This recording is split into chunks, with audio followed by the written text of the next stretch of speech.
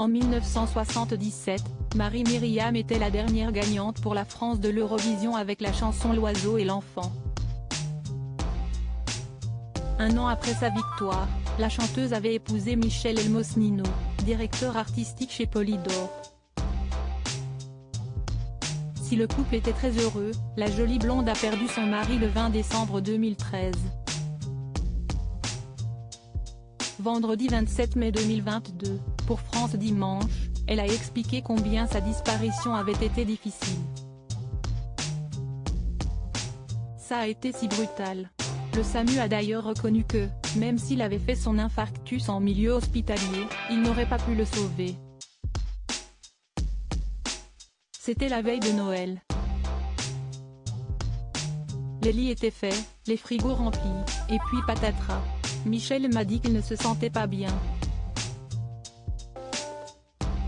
J'ai commencé à lui enlever ses chaussures afin qu'il s'allonge pour se reposer, mais c'était déjà fini, a-t-elle confié, avant de lâcher, en une seconde, vous passez du grand bonheur à l'horreur.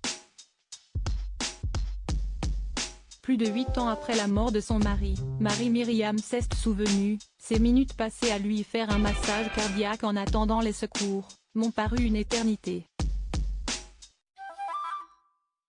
Puis, il m'a fallu annoncer la terrible nouvelle aux enfants. Sachant à quel point, j'allais leur faire mal, j'ai été meurtrie au plus profond de mon être. Depuis, je ne fais plus de sapin. Après avoir expliqué que 35 ans d'amour, de complicité, de vivre ensemble 24 heures sur 24, ça ne s'oublie pas, la chanteuse a révélé ne pas avoir songé à refaire sa vie. Je n'étais pas disponible. Mais maintenant, oui, peut-être. Et je pense que mes enfants seraient contents de ne plus me savoir seule. Avoir même juste un compagnon de vie, pour partager des choses, échanger des idées, dîner au restaurant, aller au cinéma, voyager.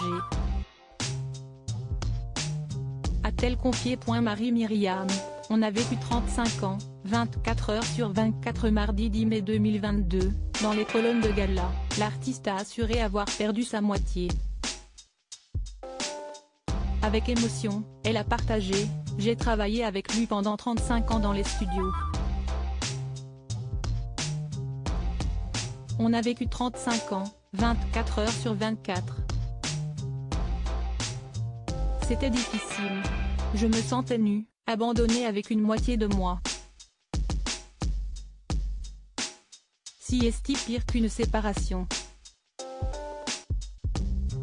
Invitée dans l'émission Micro-Miroir sur Mélodie Télévision, en mai 2021, Marie-Myriam avait déclaré « Il est parti en une minute, il a eu un infarctus massif.